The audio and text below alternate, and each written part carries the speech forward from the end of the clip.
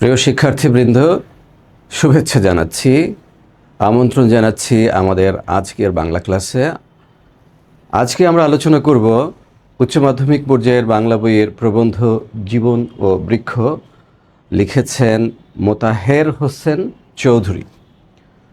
তো একটু যদি প্রথমেই কথা বলে নেই যে জীবন ও বৃক্ষ এই কথাটা দিয়ে আসলে কি বোঝায়, কি বোঝাতে চান, প্রবন্ধের নাম দিয়ে তিনি কি বোঝাতে চান। জীবন ও বৃক্ষ, তার মানে হলো জীবনের সাথে বৃক্ষের কী কী সিমিলারিটি আছে। এখন এই ব্যাপারটা কেন মনে রাখা দরকার, মোতাহের হোসেন চৌধুরী একজন বুদ্ধির মুক্তি আন্দোলনকারী। এই বুদ্ধির মুক্তি আন্দোলনকারীদের যে লেখা সমকালে প্রচলিত ছিল, সেগুলোর মূল বৈশিষ্ট্য ছিল যে মানুষের মধ্যে প্রচলিত যে ধ্যান ধারণা, যে সমস্ত যুক্তি এবং বুদ্ধি রয়েছে, সেগুলোর মধ্যে যে জড়তা, প্রাচীনপন্থী যে ভাবধারা, সেগুলো থেকে মানুষকে মুক্তি দিয়ে দেওয়া। তাহলে একটা কথা মনে রাখতে হবে, ওনারা হলেন বুদ্ধির মুক্তি আন্দোলনকারী। ওনার সাথে আরও অনেকেই ছিলেন, তোমরা ওনার লেখা আগেও পড়েছ, শিক্ষা ও মনুষ্যত্ব নবম দশম শ্রেণীতে পড়েছ, এবং এই জাতীয় লেখা আরেকটা পড়েছ, মানুষ মোহাম্মদ সাল্লাল্লাহু আলাইহি ওয়াসাল্লাম। এই মানুষ মোহাম্মদ সাল্লাল্লাহু আলাইহি ওয়াসাল্লাম আমাদের আলোচনা প্রসঙ্গে আসবে, তার আগে আমরা একটু ওনার সম্পর্কে জেনে নেই। অর্থাৎ মোতাহের হোসেন চৌধুরী বাংলা সাহিত্যে তার স্বতন্ত্র বৈশিষ্ট্য কী সেটা একটু দেখে নেই। প্রথমেই চলো আমরা একটু লেখক পরিচিতিতে যাই। তো মোতাহের হোসেন চৌধুরী 1903 খ্রিস্টাব্দে নোয়াখালী জেলার কাঞ্চনপুরে জন্মগ্রহণ করেন।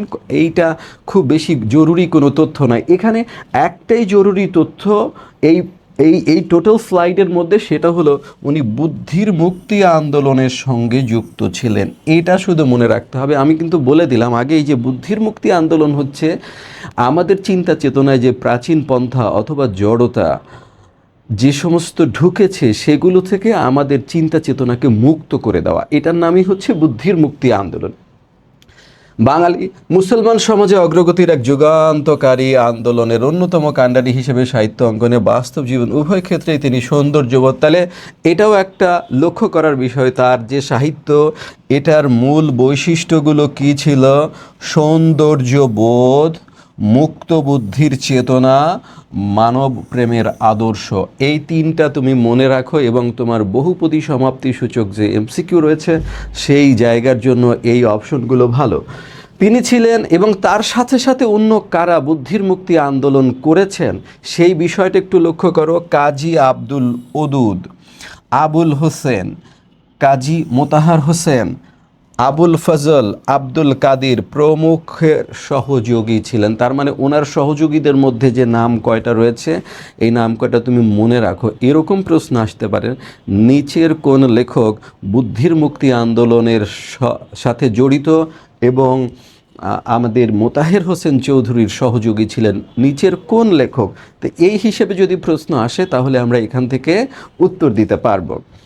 মননশীল চিত্তা, উদ্দীপক, পরিশোলিত গদ্যের রচয়িতা হিসেবে বাংলা লেখকদের মধ্যে তিনি বিশিষ্ট হয়ে আছেন। তার গ্রন্থ সংস্কৃতি কথা এই দ্বিতীয় গুরুত্বপূর্ণ তথ্য এখানে। তাহলে প্রথম গুরুত্বপূর্ণ তথ্য কিন্তু আমরা বলেছি তিনি বুদ্ধির মুক্তি আন্দোলনের সঙ্গে যুক্ত ছিলেন। দ্বিতীয় গুরুত্বপূর্ণ তথ্য সংস্কৃতি কথা নামক যে গ্রন্থ তিনি রচনা করেছেন। বাংলা সাহিত্যে যতগুলো প্রবন্ধ গ্রন্থ রচিত হয়েছে শয়, এবং তোমরা নবম দশম শ্রেণীতে পড়েছো যে বাংলা সাহিত্যে প্রবন্ধ শাখাই হচ্ছে সবচেয়ে সমৃদ্ধ শাখা। তো এই হিসেবে তুমি যদি 5-7টা বইয়ের নাম বলো, তার মধ্যে সংস্কৃতি কথা আসবে। এতটাই গুরুত্বপূর্ণ বই এটা। বাংলা সাহিত্যে প্রবন্ধ সাথে এক বিশিষ্ট সংযোজন। এবার বলেছে তার প্রকাশিত অন্য 2টি বই, একটা হচ্ছে ক্লাইভ বেলের সিভিলাইজেশন গ্রন্থ অবলম্বনে রচিত সভ্যতা। তাহলে এটাও প্রশ্ন আসতে দেখা যায় যে সভ্যতা বইটি ওনার কোন বইয়ের অনুবাদ বা ভাবানুবাদ, এবং সেই যে সিভিলাইজেশন সেটা কে লিখেছেন? ক্লাইভ বেল লিখেছেন। আরেকটা কি? Bertrand Rasel conquest of happiness গ্রন্থের অনুবাদ কি? সুখ এটাও মনে রাখতে পারো। এছাড়া আর কোনো তথ্য মনে রাখার দরকার নাই। 1956 খ্রিস্টাব্দে 18ই সেপ্টেম্বর তিনি মৃত্যুবরণ করেন। তাহলে শিক্ষার্থীরা, এই যে আমরা লেখক পরিচিতি পড়লাম, এর মধ্যে মোটা দাগে যদি আমি হিসেব করি তাহলে খুব অল্প পরিমাণ তথ্য রয়েছে। তিনি বাংলা সাহিত্যের একজন মননশীল প্রাবন্ধিক, এবং তার সবচেয়ে ভালো দিক হচ্ছে তিনি বুদ্ধির মুক্তি আন্দোলনের সঙ্গে যুক্ত ছিলেন। এই আন্দোলনের মূল কথা কি? মূল কথা হিসেবে তার লেখনীর বৈশিষ্ট্য সৌন্দর্যবোধ, মুক্ত বুদ্ধির চেতনা, মানব প্রেম, এটা মনে রাখতে হবে। আর তার সহযোগী কারা কারা ছিলেন? কাজী আব্দুল ওদুদ, মোতাহের হোসেন, আবুল হোসেন সহ আরও কারা কারা তার সহযোগী ছিলেন, এখানে কার নাম রয়েছে। আর তার বিখ্যাত গ্রন্থ সংস্কৃতি কথা, এই সংস্কৃতি কথা নামটা মনে রাখতে হবে। আর তার যে দুইটা অনুবাদ বই, সেখানে civilisation and conquest of happiness, এই বই দুইটার লেখককে এবং এর অনুসরণে ওনার অনুবাদ গ্রন্থ দুটির নাম কি? একটি হচ্ছে সভ্যতা, অন্যটি হচ্ছে সুখ। তাহলে আমি যদি বলি সুখ কোন বইয়ের ভাবানুবাদ, তাহলে তোমাকে লিখতে হবে কনকোয়েস্ট অফ হ্যাপিনেস। আর যদি আমি বলি সভ্যতা কোন বই অনুসরণে হয়েছে, তাহলে হচ্ছে ক্লাইভ বেলের সিভিলাইজেশন। মূল পাঠে আমরা চলে যাব। মূল পাঠে চলে যাওয়ার আগে আমি একটু কথা তোমাদের বলে নেই, সেটা হচ্ছে বুদ্ধির মুক্তি আন্দোলনের কথা যে বললাম, এই প্রবন্ধ বুদ্ধির মুক্তি আন্দোলনের সাথে গভীরভাবে রিলেটেড। তাহলে বুদ্ধির মুক্তি আন্দোলনটা কেমন, কিভাবে আমাদের ভুল বুদ্ধিগুলো তৈরি হয় এবং এগুলো কেন তিনি মুক্ত করতে চেয়েছেন। ধরো আমি যদি নবম দশম শ্রেণীর দিকে তোমাকে একটু নিয়ে যাই, হজরত মুহাম্মদ সাল্লাল্লাহু আলাইহি ওয়াসাল্লাম সম্পর্কে অনেক অনেক ধারণা প্রচলিত আছে যে তিনি তাকে সৃষ্টি করে খোদা তাআলা আসমানে তারা হিসেবে রেখে দিয়েছেন। তিনি তারপরে পৃথিবী সৃষ্টির এত লক্ষ অথবা এত হাজার বছর আগেই তাকে সৃষ্টি করা হয়েছে, তিনি এসেছেন, তিনি আমাদের মতো সাধারণভাবে তৈরি হয়ননি। এরকম ভুল ধারণা কিন্তু ছিল। আমি যদি তোমাকে স্মরণ করে দিই, রাসূলুল্লাহ সাল্লাল্লাহু আলাইহি সাল্লাম মারা গিয়েছেন, এই কথা শুনে যে হযরত ওমর রাদিয়াল্লাহু তাআলা আনহু উলঙ্গ তরবারি নিয়ে লাফিয়ে উঠলেন। কেন লাফিয়ে উঠলেন তিনি? তার মানে তার মনেও আমাদের মতো ধারণা ছিল যে মুহাম্মদ সাল্লাল্লাহু আলাইহি ওয়াসাল্লাম খোদার এতই প্রিয় বান্দা, তিনি মৃত্যুবরণ করতে পারেন না। কিন্তু হযরত আবু বকর রাদিয়াল্লাহু তাআলা আনহু যখন তাকে বললেন যে তার কথা কি তুমি ভুলে গিয়েছো, তিনি তো বলেছেন যে মৃত্যু সবারই ভাগ্য, এবং কোরআনের আয়াত দিয়ে বলা হয়েছে মুহাম্মদ, মৃত্যু তোমারও ভাগ্য, তাদেরও ভাগ্য। তার মানে কি? তিনি আমাদের প্রচলিত যে ধারণা, সেটা হযরত ওমর রাদিয়াল্লাহু তাআলা আনহুর মাধ্যমে এখানে উপস্থাপন করেছেন। তারপর হযরত আবু বকর রাদিয়াল্লাহু তাআলা আনহুর মাধ্যমে সেটা ভেঙে দিয়েছেন এবং সেটাকে মুহাম্মদ সাল্লাল্লাহু আলাইহি সাল্লামের জীবনে যে সমস্ত মহৎ গুণাবলী রয়েছে, সেই গুণাবলীগুলোর মধ্য দিয়ে তিনি প্রমাণ করতে চেষ্টা করেছেন। আমরা যেমন মায়ের পেটে জন্মগ্রহণ করেছি, তিনিও মায়ের পেটে জন্মগ্রহণ করেছেন এবং তিনি বলেছেন, আমি এমন এক মায়ের সন্তান, শুকনো মাংসই ছিল যার নিত্যকার আহার্য।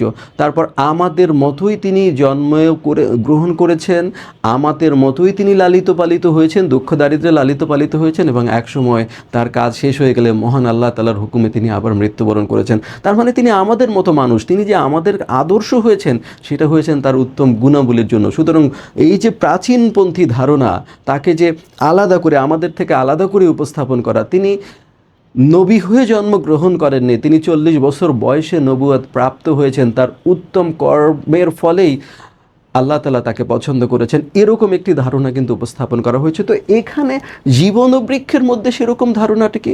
তোমাকে মনে রাখতে হবে যে রবীন্দ্রনাথ ঠাকুর বাংলা সাহিত্যের এমন এক বৃহৎ মহীরুহ, যার ছায়া দিগন্ত প্রসারী, এতটা বিস্তৃত, ওই সময়ের সাহিত্যিকদের সবাই কম বেশি তাকে দিয়ে প্রভাবিত হয়েছে।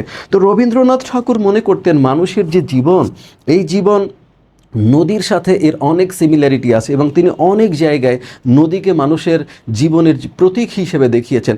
এই যে একটা ধারণা, এই প্রসিদ্ধ ধারণাটাকে তিনি ভেঙে দেওয়ার জন্য জীবনের সাথে বৃক্ষের সিমিলারিটি দেখিয়েছেন, এবং তিনি কয়েকটা পয়েন্টে ওই ধারণাটাকে খণ্ডন করেছেন, এবং প্রসঙ্গক্রমে অন্যান্য বিষয়ের আলোচনা এসেছে। কিন্তু মূল আলোচনা হচ্ছে রবীন্দ্রনাথ ঠাকুর যে বলেছেন মানুষের জীবন, মনুষ্যত্ব হচ্ছে নদীর মতো, আর উনি বলেছেন যে এটা হচ্ছে বৃক্ষের মতো। এই বিভিন্ন আলোচনার মাধ্যমে এটা ভেঙে দেওয়াই হচ্ছে এই প্রবন্ধের মূল আলোচনা।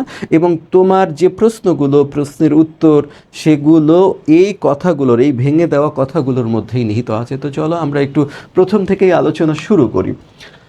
সমাজের কাজ কেবল টিকে থাকার সুবিধা দেওয়া নয়, মানুষকে বড় করে তোলা, বিকশিত জীবনের জন্য মানুষের জীবনে আগ্রহ জাগিয়ে দেওয়া। প্রথম আমি এইটুকু পড়লাম, সমাজের কাজ কেবল টিকে থাকার সুবিধা দেওয়া নয়। তো টিকে থাকার সুবিধা দেওয়া নয় এই কথা এখানে কেন আসলো? দেখো, মানব সভ্যতার শুরুর দিকে মানুষ এরকম সমাজভিত্তিক বসবাস করতো না, তাই তো?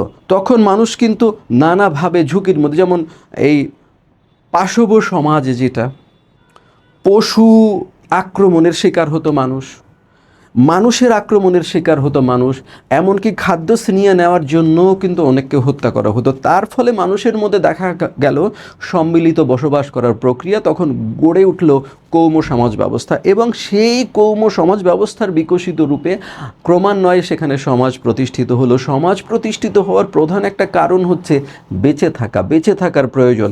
মানুষ তার মধ্যে বিনিময় প্রথা এবং সকল ধরনের সুযোগ সুবিধার সম্মিলন যাতে ঘটে, তার জন্য মানুষ সমাজ তৈরি করলো। তো আধুনিক সভ্যতায় কি হয়, এখন যদি সমাজের বাইরে আমি থাকি, আমি কিন্তু বেঁচে থাকতে পারবো। আজকে সমাজ কিন্তু বেঁচে থাকার জন্য প্রয়োজন না, তারপরও তো সমাজ টিকে আছে। এখন তো মানুষ সমাজের বাইরে থাকলে তাকে হিংস্র পশুতে এসে টেনে নিয়ে যাবে না, তাকে তো অন্য কেউ আক্রমণ করে মেরে ফেলবে না। তবুও মানুষ সমাজের গুরুত্ব এত বেশি কেন দিচ্ছে? যে সমাজের আর একটা কাজ আছে, সেটা হচ্ছে সোশ্যালাইজেশন। যারা সোশিওলজির স্টুডেন্ট এখানে যুক্ত আছো, তারা জানো সমাজের প্রধান কাজ হচ্ছে সামাজিকীকরণ বা সোশ্যালাইজেশন। এই সোশ্যালাইজেশনটাকেই উনি বলছেন যে শুধু টিকে থাকার প্রয়োজন আজকে শুধু সমাজের দায়িত্ব না, আগে ছিল সেটা, এখন তুমি সমাজ ছাড়াও টিকে থাকতে পারবে, কিন্তু তার মূল কাজ হচ্ছে সোশ্যালাইজেশন। সেই সোশ্যালাইজেশনটাকে মানুষকে বড় করে তোলা। আর কীভাবে হয় সোশ্যালাইজেশন? বিকশিত জীবনের জন্য মানুষের জীবনে আগ্রহ জাগিয়ে দেওয়া। কেন এটা প্রয়োজন? এটা প্রয়োজন এই কারণে যে উনি বলেছেন স্বল্প প্রাণ, অর্থাৎ যাদের প্রাণ শক্তি কম, স্থূল বুদ্ধি, স্থূল শব্দের অর্থ মোটা, স্থূল বুদ্ধি অর্থাৎ অনেক সূক্ষ্ম চিন্তা করেন না, গভীরভাবে ভাবেন না এরা, এবং জবরদস্তি প্রিয়, তার মানে হচ্ছে জুলুমকারী, যারা জবরদস্তি প্রিয়, শক্তি দিয়ে কাজ করতে চায়, এরকম মানুষের সংসার পরিপূর্ণ। বলছে আজকের সমাজে আমরা কি দেখতে পাই? স্বল্প প্রাণ, স্থূল বুদ্ধি এবং জবরদস্তি প্রিয় মানুষেই সংসার পরিপূর্ণ হয়ে গেছে। এই মানুষেরা কেমন? তাদের কাজ হচ্ছে নিজের জীবনকে সার্থক ও সুন্দর করে তোলা নয়, অপরের সার্থকতার পথে অন্তরায় সৃষ্টি করা। তুমি তোমার সমাজে এমন অনেক মানুষকে দেখতে পাবা যারা পরিশ্রম করলে নিজের জীবনকে সার্থক ও সুন্দর করে তুলতে পারে, কিন্তু তার থেকে দ্বিগুণ পরিশ্রম করে তারা অন্যের জীবনকে ব্যর্থ করার চেষ্টা করে। সেই মানুষগুলো কেমন? এরা হচ্ছে স্বল্প প্রাণ, স্থূল বুদ্ধি এবং জবরদস্তি প্রিয়, এবং এই জগতে এখন এদের সংখ্যাই বেশি। সেই জন্য বলছে তাদের কাজ নিজের জীবনকে পরিশ্রম করে সুন্দর ও সার্থক করে তোলা নয়, তার থেকে বেশি পরিশ্রম করে অপরের সার্থকতার পথে বাধা প্রদান করা। কেন এই মানুষগুলো এমন হলো? বলছে প্রেম ও সৌন্দর্য স্পর্শ লাভ করেনি বলে এরা নিষ্ঠুর ও বিকৃত বুদ্ধি, অর্থাৎ তারা প্রেমের স্পর্শ লাভ করেনি, মানব প্রেমের স্পর্শ তাদের মধ্যে নেই, সৌন্দর্যের স্পর্শ তাদের মধ্যে নেই। এই মানব প্রেম ও সৌন্দর্যের স্পর্শ লাভ না করার কারণে তারা হয়ে পড়েছে নিষ্ঠুর, আর তাদের বুদ্ধি হয়ে গিয়েছে বিকারগ্রস্ত, বিকৃত বা নেতিবাচক। এবং এদের একমাত্র দেবতা অহংকার, এবং অহংকারের চরণেই তারা কি? নিবেদিত প্রাণ। বলছে তারা যে দেবতাকে অনুসরণ করে সেই দেবতার নাম অহংকার, এবং এরই চরণে তারা নিবেদিত প্রাণ। মনে রাখতে হবে তখন পৃথিবীব্যাপী কিন্তু জার্মানির তীব্র অহংকার, ইটালির ফ্যাসিবাদী দলের তীব্র অহংকার এবং জাত্যাভিমান, সেইগুলোকেই তিনি স্মরণ করিয়ে দিচ্ছেন। যেই অহংকারগুলো কেমন? এটা হচ্ছে ব্যক্তিগত অহংকার, যেমন হিটলারের মধ্যে ছিল পারিবারিক অহংকার, জাতিগত অহংকার। এই যে জাতিগত অহংকারই হচ্ছে জাত্যাভিমান, যার ফলে তখন দ্বিতীয় বিশ্বযুদ্ধ হয়েছে। সেই কথাটাই এখানে হয়তো প্রসঙ্গক্রমে এসেছে যে পৃথিবীব্যাপী এখন আমরা এটাই দেখতে পাই যে অহংকারই হচ্ছে যেন প্রধান অনুসরণীয় বিষয়। সেটা কেমন হতে পারে? ব্যক্তিগত অহংকার, পারিবারিক অহংকার, জাতিগত অহংকার, এবং এসবের নিশান ওড়ানোই এদের কাজ। এই সমস্ত স্বল্প প্রাণ, স্থূল বুদ্ধি এবং জবরদস্তি প্রিয় মানুষের মানুষের কাজ কি? অহংকার প্রকাশ করা, ব্যক্তিগত অহংকার, পারিবারিক অহংকার এবং জাতিগত অহংকার প্রকাশ করতে তারা এতটাই সিদ্ধহস্ত, বলছে যে তাদের নিশান ওড়ানোই যেন তাদের একমাত্র কাজ হয়েছে। আর কি?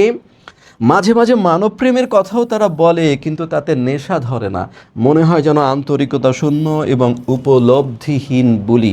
এই হচ্ছে টোটাল মিলে আমাদের সোশ্যালাইজেশন প্রক্রিয়াটা কেন প্রয়োজন, সমাজের মানুষেরা কেমন। এখন এখান থেকে আমি তোমাকে প্রশ্ন করতে পারি যে জীবন ও বৃক্ষ প্রবন্ধে যে নেতিবাচক মানুষদের কথা বলা হয়েছে তাদের স্বভাব বৈশিষ্ট্যর বর্ণনা দাও। তখন তোমাকে বলতে হবে যে এরা হলো স্বল্পপ্রাণ, স্থূলবুদ্ধি এবং জবরদস্তি প্রিয়। কেন এরকম হয়েছে?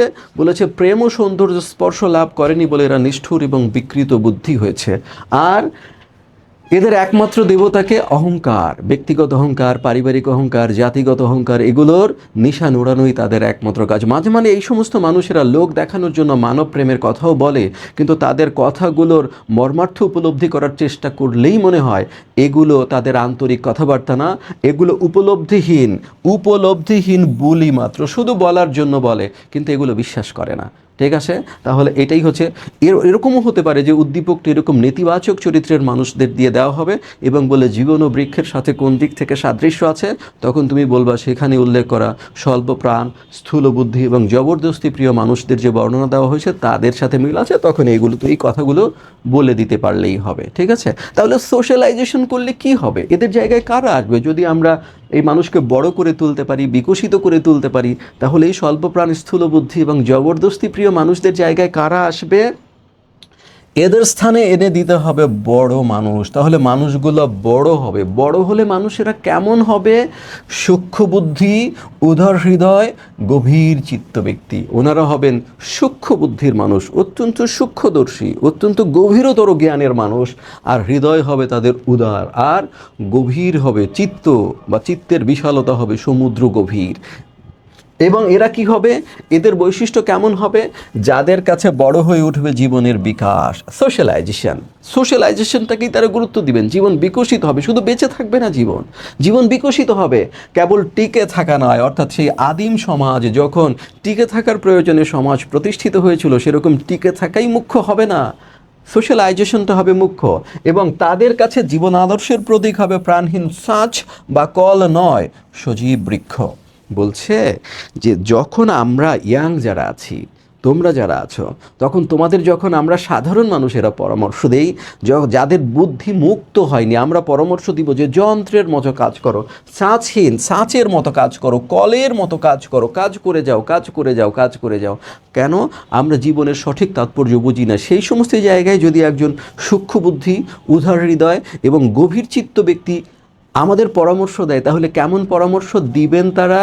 বলবেন আমাদের জীবন হওয়া দরকার বৃক্ষের মতো। কারণ যন্ত্র অনেক কাজ করে, সে কথা ঠিক, কিন্তু যন্ত্র যখন থেকে কাজ করা শুরু করে তখন থেকে তার ক্ষয়ের পর্ব শুরু হয়। কিন্তু বৃক্ষ সবসময় মাটির রস টেনে নিয়ে, তিনি যেমন ফুল ফোটান, ফল ধরান, তেমনি নিজেকে মোটাসোটা করে তোলাও তার আর একটা দায়িত্ব। অর্থাৎ বৃক্ষ ক্ষয়প্রাপ্ত হয় না, বৃক্ষের দানের মধ্য দিয়ে তার সমৃদ্ধি প্রকাশ পায়, যন্ত্রের দানের মধ্য দিয়ে তার ক্ষয় প্রকাশ পায়। সুতরাং হচ্ছে জবরদস্তি প্রিয় মানুষদের পরামর্শ হবে যন্ত্রের মতো হও, আর এই সমস্ত সূক্ষ্ম বুদ্ধি এবং উদার হৃদয় মানুষের পরামর্শ হবে বৃক্ষের মতো হয়। বলছে তাদের কাছে জীবন আদর্শের প্রতীক হবে না এই যে প্রাণহীন ছাঁচ বা কল, সজীব বৃক্ষ হবে। কেন?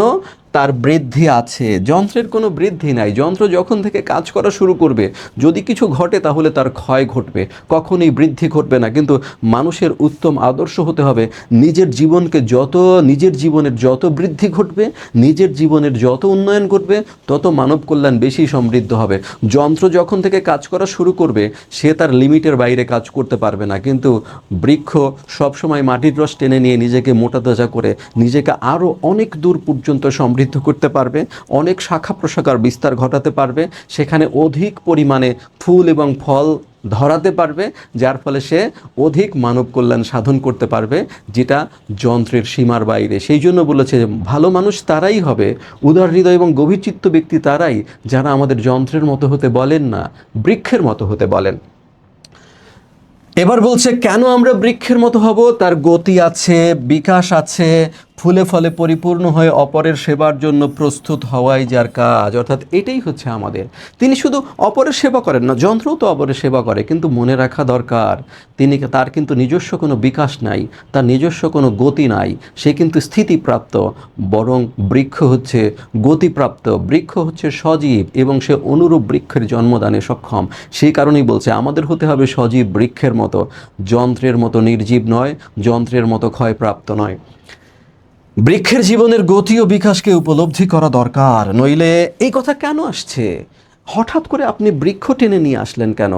আপনি অন্য কিছু কেন টানলেন না? কারণ হচ্ছে উনি রবীন্দ্রনাথ ওই যে বুদ্ধির মুক্তি ঘটাতে চান। ওই সময় রবীন্দ্র মতবাদ এতটা প্রতিষ্ঠিত হয়েছে যে মানুষের জীবন হচ্ছে নদীর মতো, সেটাকে তিনি খণ্ডন করতে চান। ওই খণ্ডন করার একটা ব্যাকগ্রাউন্ড এখানে প্রস্তুত করছেন কি, বৃক্ষের জীবনের গতি ও বিকাশকে উপলব্ধি করা দরকার, নইলে সার্থকতা পরিপূর্ণতার ছবি চোখের সামনে ফুটিয়ে তোলা সম্ভব হবে না।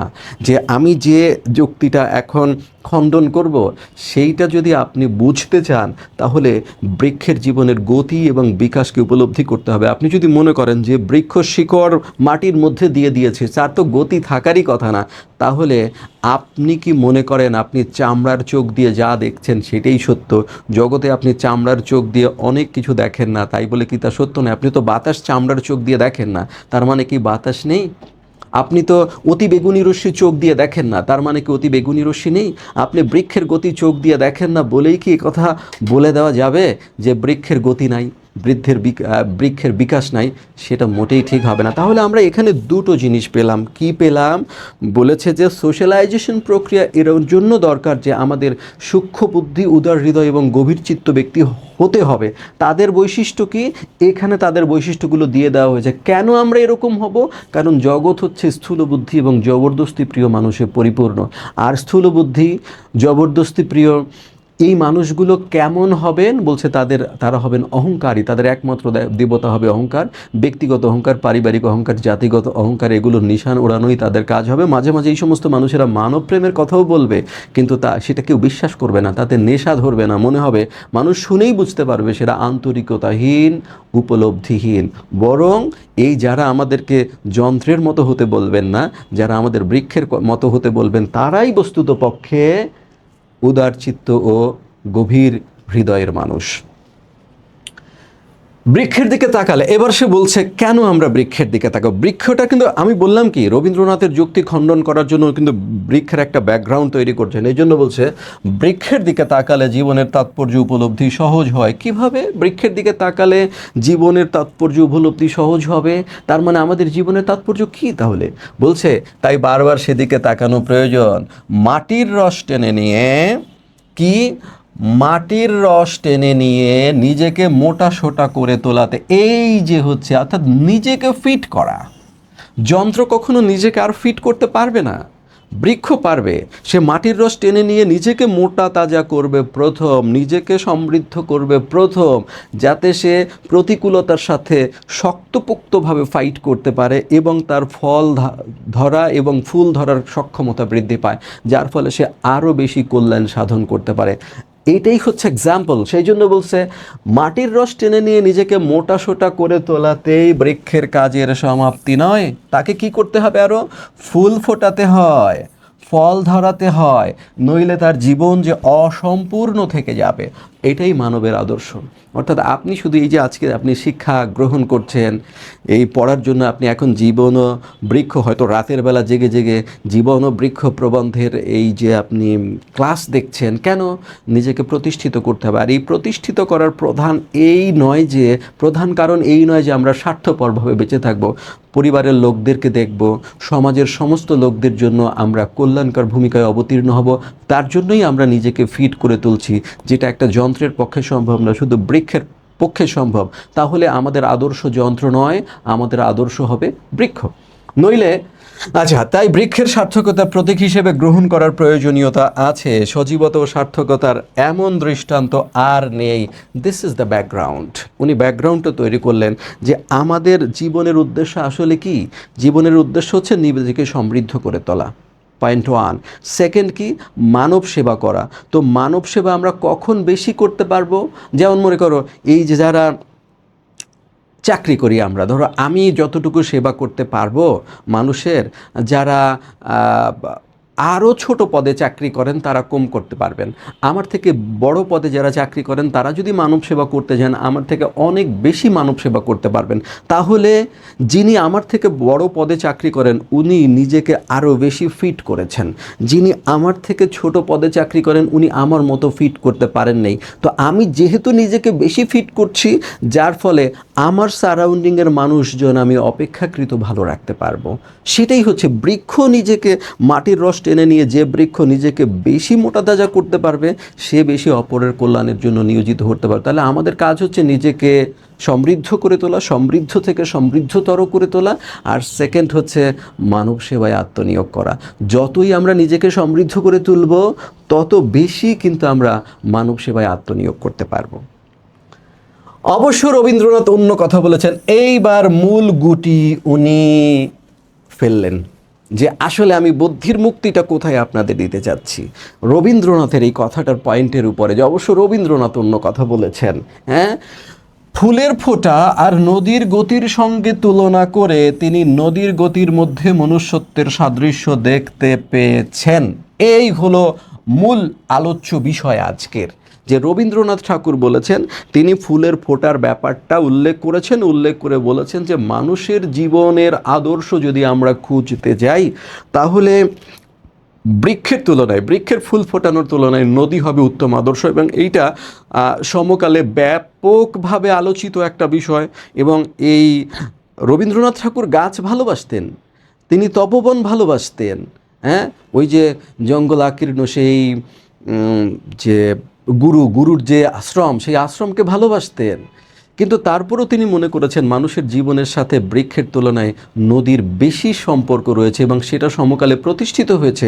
সেটাকেই উনি ভাঙতে চান যে গুরুজি আপনার কথা ঠিক নয়। কি তার মনে, অর্থাৎ রবীন্দ্রনাথ ঠাকুরের মনে মনুষ্যত্বের বেদনা নদীর গতিতে উপলব্ধ হয়, ফুলের ফোঁটায় নয়। এই পয়েন্টে রবীন্দ্রনাথ ঠাকুর মনে করেন যে মানুষের জীবন হচ্ছে বেদনাময়।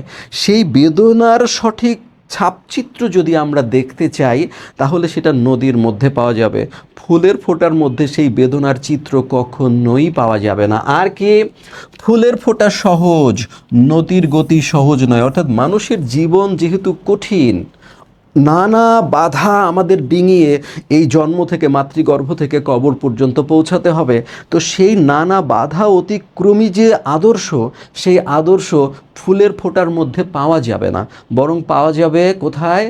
নদীর গতির মধ্যে পাওয়া যাবে।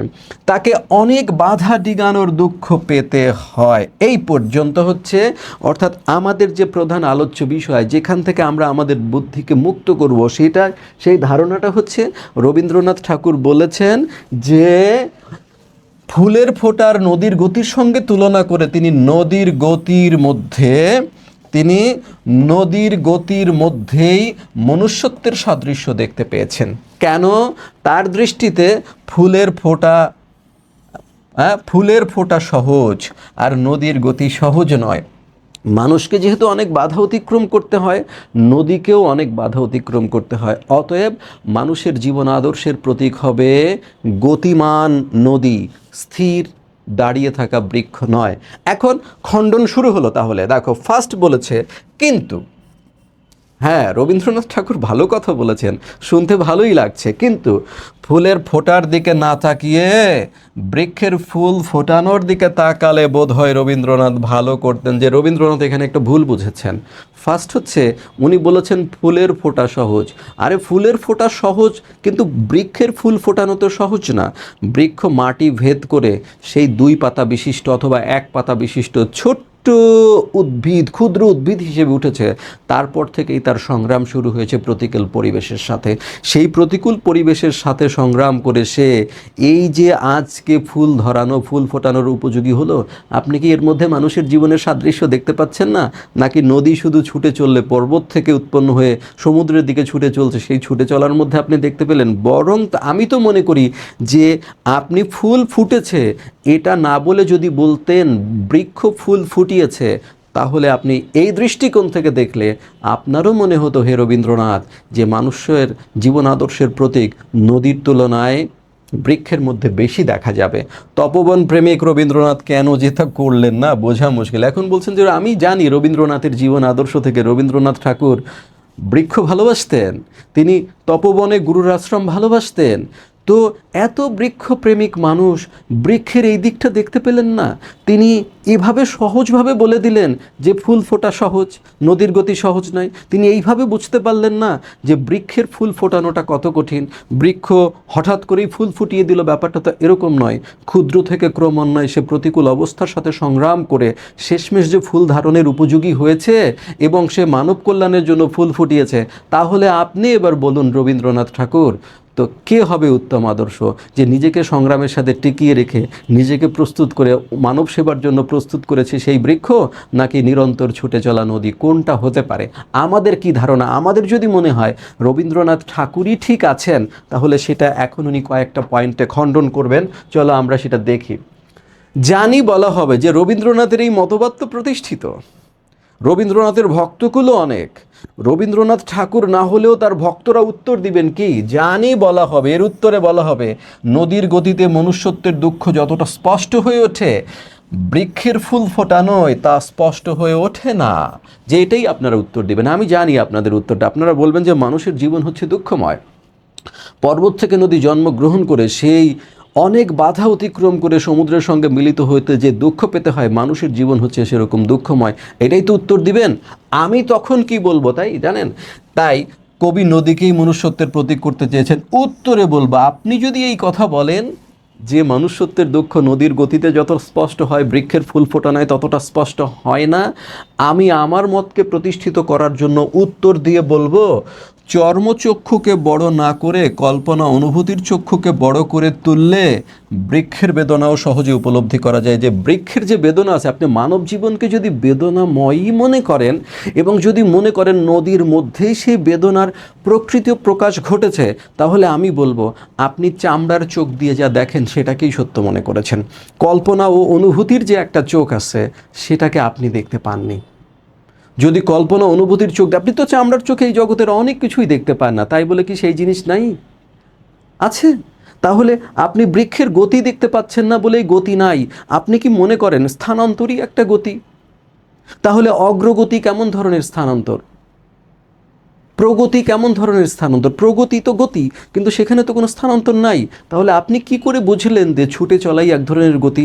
এই যে ক্ষুদ্র পাতা বিশিষ্ট এক পাতার এই যে বৃক্ষ, এই যে ক্রমান্বয়ে প্রতিকূলতার সাথে ফাইট করে, এই যে উদ্ভিদের সাথে, অন্যান্য উদ্ভিদের সাথে ফাইট করে, মাটির রস টেনে নিয়ে, প্রাকৃতিক বিপর্যয়ের সাথে ফাইট করে আজকে বিশাল ময়ূর হয়ে পরিণত হয়েছে, আজকে ফুল ও ফল ধারণের উপযোগী হয়েছে।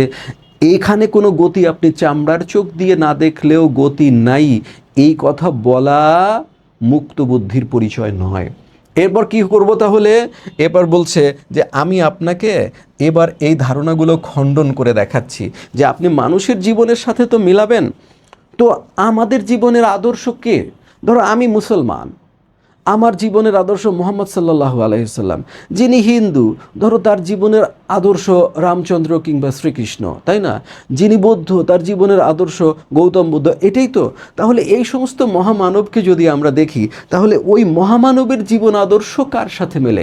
আমি যদি মুহাম্মদ সাল্লাল্লাহু আলাইহি সাল্লামের আদর্শ মানতে চাই, তাহলে তিনি কেমন ছিলেন? তিনি কি নদীর মতো ছিলেন নাকি বৃক্ষের মতো ছিলেন? কেউ যদি রামচন্দ্রের আদর্শকে মানতে চান, তাহলে তিনি কি বৃক্ষের মতো ছিলেন নাকি নদীর মতো ছিলেন? কেউ যদি গৌতম বুদ্ধের আদর্শকে মানতে চান, তিনি কিসের মতো ছিলেন? এটা একটু দেখার মতো বিষয়। বলছে বৃক্ষের সাধনায় যেমন একটা ধীরস্থির ভাব দেখতে পাওয়া যায়। ফার্স্ট পয়েন্ট, বৃক্ষের সাধনায় যেমন একটা ধীরস্থির ভাব দেখতে পাওয়া যায়, মানুষের সাধনায় তেমনি একটা ধীরস্থির ভাব দেখতে পাওয়া যায়। আর এটাই হওয়া উচিত নয় কি? অনবরত ধেয়ে চলা মানুষের সাধনা হওয়া উচিত নয়। যাকে বলা যায় গোপন ও নীরব সাধনা, তা বৃক্ষে অভিব্যক্ত নদীতে নয়। ফার্স্ট পয়েন্ট খুবই গুরুত্বপূর্ণ। বলেছে যে আচ্ছা, আমাদের জীবন যদি মহাপুরুষদের মতো হয়, তাহলে মহাপুরুষদের জীবন হচ্ছে সাধনাময়। তো মুহাম্মদ সাল্লাল্লাহু আলাইহি সাল্লাম তো সামদেশে বাণিজ্য করেছেন, ব্যবসা বাণিজ্য করেছেন। তো তার বাড়ি ঘর ছিল, তো তার হেরা পর্বতের গুহায় স্থির হয়ে ধ্যান করার প্রয়োজনীয়তা কি? গৌতম বুদ্ধের গাছের কোটরে বসে ধ্যান করার প্রয়োজনীয়তা কি? কারণ হলো একটাই, যে স্থিরতা ছাড়া ধ্যান হবে না। তো ধ্যানময় যদি জীবন হয়, প্রার্থনাময় যদি জীবন হয়, তাহলে তার জন্য যদি স্থিরতা প্রয়োজন হয়, সেই শক্তপোক্ত স্থিরতা যেটা মহাপুরুষরা আমাদের শেখাচ্ছেন, সেটা নদীর মধ্যে আপনি কখনোই দেখতে পাবেন না। যদি কারোর মধ্যে দেখতে পান, তাহলে সেটা বৃক্ষের মধ্যে। নদী শুধু ছুটে চলছে, ছুটে চলতে চলতে যদি সাধনা হতো, তাহলে মুহাম্মদ সাল্লাল্লাহু আলাইহি সাল্লামও বাণিজ্য করতে করতে সাধনা করতেন। তার হীরা পর্বতের গুহায় ধ্যান করার প্রয়োজনীয়তা ছিল না। সুতরাং জগতের তাবৎ মহাপুরুষদের মধ্যে যদি আমরা লক্ষ্য করি, তাহলে তাদের সাধনার ক্ষেত্রে স্থিরতা যে একটি বড় ব্যাপার, সেটি লক্ষ্য করা যায়। আর সেই স্থিরতা কোথায় পাওয়া যাবে? বৃক্ষের মধ্যে পাওয়া যাবে। পয়েন্ট 1, এখানে আমাদের ফার্স্ট খণ্ডন হলো। সেকেন্ড কোথায় খণ্ডন করছে? এটা হলো পয়েন্ট 2। তাছাড়া বৃক্ষের সার্থকতার ছবি যত সহজে উপলব্ধি করতে পারি, নদীর সার্থকতার ছবি তত সহজে উপলব্ধি করা যায় না। ক্লিয়ার? বলছে আচ্ছা, আমি তো আদর্শ হিসেবে যাকে মানব, আমি তাকে চোখের সামনে রেখে ফলো করতে চাইব। যে আমার কাছে থাকবে, যে মহাপুরুষ, আমি কিন্তু তার মতো হব। যে মহাপুরুষের সাথে আমার কোনো দিন দেখা হয়নি, আমি কিন্তু চেষ্টা করে দূর থেকে তার মতো হতে পারবো না। ধরো আমাদের ঘরে যদি একটা আয়না থাকে ছোট, আর সেলুনে যদি আয়না থাকে বড়, তো আমি কোন আয়নাটা দেখে নিজেকে সংশোধন করব? আমার ঘরের আয়নাটা দেখে। আমি কি দৌড় দিয়ে সেলুনে যাব নাকি যে আমার চুল ঠিক আছে কিনা আমি যে সেলুনের বড় আয়নায় দেখে আসি? না। তার মানে হচ্ছে সেলুনের বড় আয়নায় যদি ভালোও দেখা যায়, তবু আমি নিজেকে সংশোধন করি আমার ঘরের আয়না দিয়ে। সেই জন্য বলেছে যে আমি তাহলে কার মতো হব? এই দুইটার মধ্যে, নদী আর বৃক্ষের মধ্যে যে আদর্শ আমার কাছে আছে, যেটা আমি উপলব্ধি করতে পারি খুব সহজে, সেটার মতো হব। সেই জন্য বলছে নদী সাগরে পতিত হয় সত্য। আমি ধরলাম যে নদীর একটা সার্থকতা আছে, সে একটা ক্ষুদ্র অস্তিত্ব, সে পর্বত থেকে জন্মগ্রহণ করেছে এবং সমুদ্রের বিশালতার মধ্যে সে বিলীন হয়ে গিয়েছে। আমরাও জীবাত্মা, আমরা পরমাত্মার সাথে সম্পৃক্ত হব, এটাই আমাদের সফলতা। তাহলে এই সফলতা আমরা কোথায় দেখতে পেয়েছি? নদীর মধ্যে দেখতে পেয়েছি। আপনি যদি সেটাকে মেনেও নেন, মোতাহার হোসেন চৌধুরী সেটাকে মানেননি, পরে এটাকে তিনি খণ্ডন করবেন, এই পয়েন্টটাকেই খণ্ডন করবেন। বলছে মেনে নিলাম, ধরেন নদীর এটা সার্থকতা, তাহলে নদীর সার্থকতার এই যে দৃশ্য, এটা দেখতে হলে আমাকে সাগর সঙ্গমে যেতে হবে, মোহনায় যেতে হবে, যে নদীটা এসে আহা ক্ষুদ্র সত্তা কিভাবে এসে বৃহৎ সমুদ্রের সঙ্গে মিলিত হলো। কিন্তু বৃক্ষের আদর্শ যদি তার থেকে ছোট হয়, ধরে নিলাম ছোট নয়, উনি মানবেন না, কিন্তু ছোট নয়, বড়, কিন্তু দরজার কাছে দাঁড়িয়ে থেকে সে যে নিজেকে মোটাসোটা করে তুলে ফুল ফল ধরিয়ে অপরের সেবার জন্য সেগুলো বিলীন করে দিচ্ছে, তাহলে এই দুইটা আদর্শের মধ্যে আপনি ফলো করতে পারবেন কোনটা? আপনার কাছে আছে কোনটা? দরজার সামনে দাঁড়ানো যে বৃক্ষ, সেই বৃক্ষ। অতএব আপনি যদি আদর্শ দেখেও জীবনকে গড়তে চান, তাও নদীর তুলনায় বৃক্ষ এগিয়ে আছে। সেই কথাই বলছে যে, কিন্তু বলছে নদী সাগরে পতিত হয় সত্য, কিন্তু তার ছবি আমরা প্রত্যহ দেখতে পাই না। তাহলে যেটা দেখতে পাই না, আমি তার মতো হব কি করে? বৃক্ষের ফুল ফোটানো ও ফল ধরানোর ছবি কিন্তু প্রত্যহ চোখে পড়ে দোরের কাছে। এই দোর মানে হচ্ছে দরজা। এই দরজার কাছে দাঁড়িয়ে থেকে সে অনবরত অবিরাম কি করে? নতি। নতি মানে হচ্ছে নত হওয়া, নত হওয়া, বিনয়ী হওয়া। হ্যাঁ, বিনয়ী হওয়া। এই যে নত হওয়া বা বিনয়ী হওয়ার যে বৈশিষ্ট্য আমাদের মধ্যে থাকা দরকার, সেটা, এবং শান্তি ও সেবার বাণী প্রচার করে। এখন আমি যদি বিনয়ী হতে চাই, আমি যদি শান্তিপ্রিয় হতে চাই, আমি যদি সেবা করতে চাই, এবং সেটা যদি আমি কাউকে দেখে শিখতে চাই, তাহলে তাকে দেখে শিখতে পারবো যে আমার সামনে আছে। নদীর যে সমুদ্র সঙ্গমের দৃশ্য, নদীর যে সাগরে পতিত হওয়ার দৃশ্য, এটা আমার চোখের সামনে নাই। আমার চোখের সামনে আছে আমার দরজার কাছে দাঁড়িয়ে থেকে, দোরের কাছে দাঁড়িয়ে থেকে বৃক্ষ কিভাবে ফুল ফোটালো, কিভাবে সেটাকে ফলে রূপান্তরিত করলো, সেটা কিভাবে পরিপক্ক করে আমার হাতে ফিরিয়ে দিল, সকল প্রাণীকুলের কাছে দিল।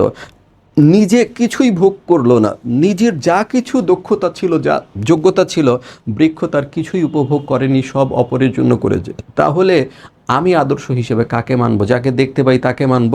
পয়েন্ট 2, তাহলে এই 2 নম্বর পয়েন্টও কিন্তু তিনি আমাদের বুদ্ধিকে মুক্ত করে দিলেন। ফার্স্ট কোনটা করেছেন? যে সাধনার ব্যাপারে স্থিরতা হচ্ছে ফার্স্ট প্রায়োরিটি। তাহলে ফার্স্ট প্রায়োরিটির সেই যে স্থিরতা, সেটা নদীর ছোটেই চলার মধ্যে দেখা যায় না, দেখা যায় বৃক্ষের স্থিরতার মধ্যে।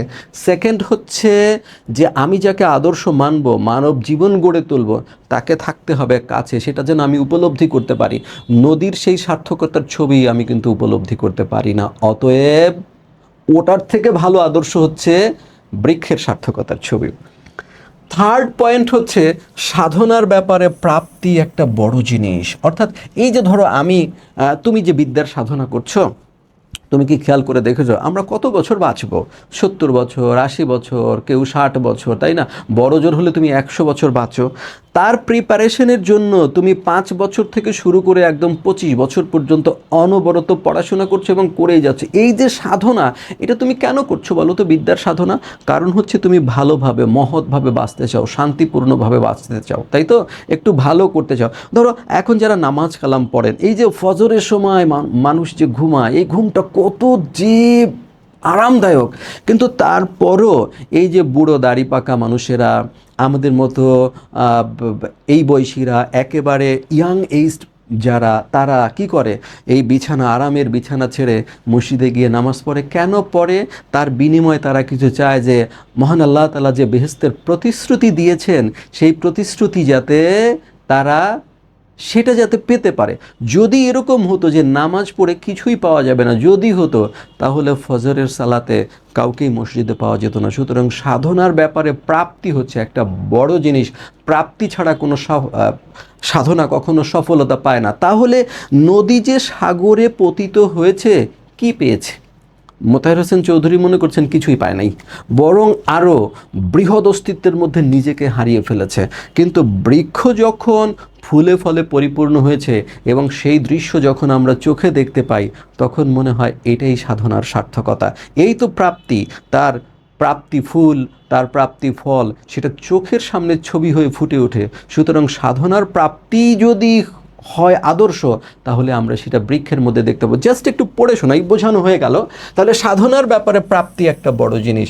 নদীর সাগরে পতিত হওয়ায় সেই প্রাপ্তি স্পষ্ট হয়ে ওঠে না। কেন?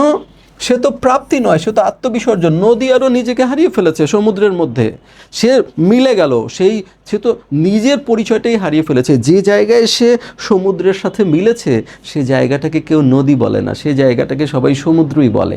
তার মানে হলো সে নিজের পরিচয়টাই হারিয়ে ফেলেছে। তো সাধনায় যদি আমি নিজেকেই হারিয়ে ফেলি, তাহলে এই সাধনায় কি পেলাম? আমি কিছু পাইনি। বরং বৃক্ষ মাটির রস টেনে নিয়ে নিজেকে মোটা তাজা করার পাশাপাশি যখন সে ফুল ধরাতে সক্ষম হয়েছে, যখন সে ফল ধরাতে সক্ষম হয়েছে, তখন আমরা মনে করি এই তো সাধনার সার্থকতা। সেটাই বলেছে। অপরপক্ষে বৃক্ষের প্রাপ্তি চোখের সামনে ছবি হয়ে ফুটে ওঠে, ফুলে ফলে যখন সে পরিপূর্ণ হয়ে ওঠে, তখন আপনা থেকেই বলতে ইচ্ছা হয় এই তো সাধনার সার্থকতা। তাহলে এই সাধনার সার্থকতা আমরা কার কাছে পেতে পারি? কখনোই নদীর কাছে পেতে পারি না, পেতে পারি বৃক্ষের কাছে। বৃক্ষের প্রাপ্তি ও দান এক হয়ে গেছে, অর্থাৎ যা সে পেয়েছে সেটাই সে দান করে দিবে, নিজে কখনোই কোনো কিছু ভোগ করবে না। ফুল ও ফল একই সাথে তার প্রাপ্তি ও দান। সৃজনশীল মানুষের প্রাপ্তি ও দানে পার্থক্য দেখা যায় না, যা তার প্রাপ্তি তাই তার দান। এখন বলছে মানবকুলের মধ্যে শ্রেষ্ঠ মানব কারা? যারা সৃজনশীল। কেন? বলছে তারা যা সারা জীবনে অর্জন করেন, তার সবটাই তারা মানব কুলে। যেমন সক্রেটিস, তার অর্জন, তার কাছে কিছু আছে। আইনস্টাইন, তার অর্জন, তার কাছে কিছু আছে। মুহাম্মদ সাল্লাল্লাহু আলাইহি ওয়াসাল্লাম, তার যে শান্তির বাণী, সেটা কি তিনি তার ব্যক্তিগত বিষয়, নাকি সেটা তিনি মানব কল্যাণে দিয়েছেন? সেই জন্য বলছে যারা মহান হয়েছেন তারা কি করেছেন? যা প্রাপ্ত হয়েছেন সব দান করেছেন। বৃক্ষ যা প্রাপ্ত হয়েছে সব দান করেছে। তাহলে প্রাপ্তি ও দান, সৃজনশীল মানুষই এক্ষেত্রে সবচেয়ে শ্রেষ্ঠ। অতএব সেই আদর্শ আমরা বৃক্ষের মধ্যে পেতে পারি। নদী যেহেতু সেখানে কিছুই পায়নি, আত্মবিসর্জন দিয়েছে, অতএব রবীন্দ্রনাথের এই আদর্শ এই যুক্তিতে টিকবে না। ক্লিয়ার? তাহলে কয়টা আদর্শ আমরা পেলাম? ফার্স্ট আমরা পেলাম যে উনি একটা ব্যাকগ্রাউন্ড তৈরি করেছেন যে বৃক্ষের সাথে মানব জীবনের কি কি সাদৃশ্য আছে।